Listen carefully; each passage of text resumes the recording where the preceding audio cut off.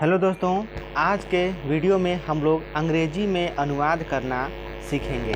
तो चलिए वीडियो को स्टार्ट करते हैं और देखते हैं कि हम अंग्रेजी में अनुवाद कैसे करते हैं। तो देखिए, जैसे यहाँ पर है, यह एक कुत्ता है। तो यह दोस्तों प्रेजेंट इंडेफिनिट टेंस में आता है, लेकिन इसको हम टेंस में रखते नहीं हैं। ठीक है, इसको हम टेंस नहीं कह सकते हैं कि यह प्रेजेंट इंडेफिनिट का टेंस है, लेकिन यह प्रेजेंट टेंस में आता है। ठीक है, तो चलिए ऐसे वाक्यों का हम कैसे ट्रांसलेट करते हैं वही हम इस वीडियो में सीखेंगे। तो देखिए, यहाँ पर है, यह एक कुत्ता है। तो आपको क्या करना है, यहाँ पर जितने सारे शब्द लिखे हुए हैं इन सब का अंग्रेजी आपको लिख देना है। ठीक है, तो देखिए, सबसे पहले हम इसका अंग्रेजी लिखेंगे, फिर इसका लिखेंगे, फिर इसका और फिर इसका। ठीक है, तो देखिए इसका अंग्रेजी क्या हो जाएगा, दिस।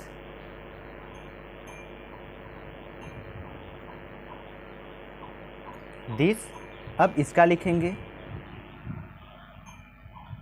इज, फिर अब एक का लिखेंगे ए, फिर कुत्ता का लिखेंगे डॉग, फिर फुल स्टॉप। ठीक है, दिस इज ए डॉग। फिर है, वह एक कुर्सी है। तो पहले हम इसका अंग्रेजी यानी वह का अंग्रेजी होता है डैट, THAT, डैट। फिर है का अंग्रेजी लिखेंगे एज, फिर एक का अंग्रेजी लिखते हैं ए, फिर कुर्सी यानी chair, CHAIR,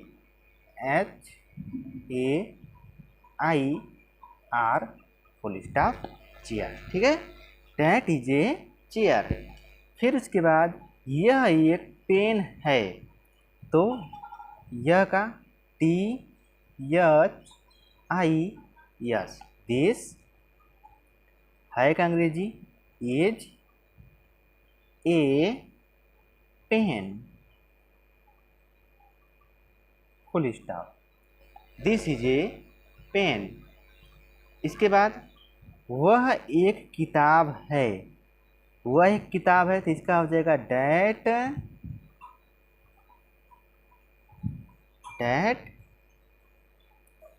is a book, full stop. वह एक किताब है, डैट इज ए बुक। फिर इसके बाद देखिए आगे, यहाँ पर है, यह एक सेब है। तो इसका क्या हो जाएगा, this is A Apple, APPLE। अब देखिए, अब यहाँ पर है दिस इज ए एप्पल। अगर ये आप लिखेंगे तो आपका जो ये ट्रांसलेशन है वो बिल्कुल 100% गलत हो जाएगा। अब इसको सही हम कैसे करेंगे, देखिए यहाँ पर ए है। ठीक है, ए, या देखिए यहाँ पर सेब का अंग्रेजी APPLE, एप्पल। ठीक है, अगर किसी भी यहाँ पर किताब, पेन, कुर्सी, सेब के यानी इसका अंग्रेजी अगर स्वर है, ठीक है, अगर वावेल है, ठीक है, वावेल है, पहला अक्षर अगर वावेल है, ठीक है, या जैसे होता है ना AEIOU, वही स्वर है। तो जो वावेल हो गया उनमें से पांचों में से अगर आ गया, ठीक है, तो उसके पहले हम ए का अंग्रेजी एन लिखेंगे। तो इसका अंग्रेजी दिस इज एन एप्पल, यानी ए आ गया, आई आ गया, ई आ गया, OU आ गया, फिर यहाँ पर यू आ गया, तो वहाँ पर हम एन लिखेंगे। फिर वह एक केला है, तो हो जाएगा डैट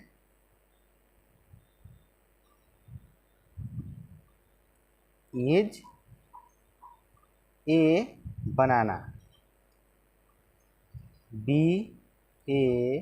BANANA, बनाना। फिर देखिए, यह एक हाथी है, तो यह हो जाएगा दिस इज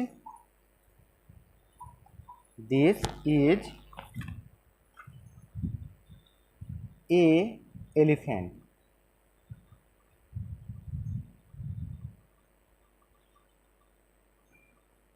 अब देखिए, यहाँ पर शुरू में ई आ गया, यानी AEIOU, इसको आप याद रखिएगा।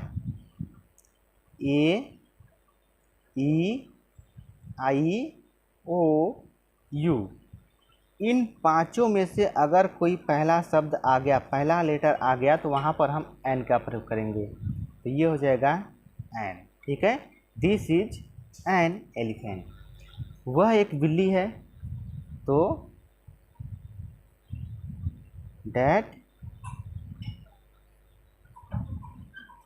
Is a cat. फिर है, यह एक गधा है, तो दिस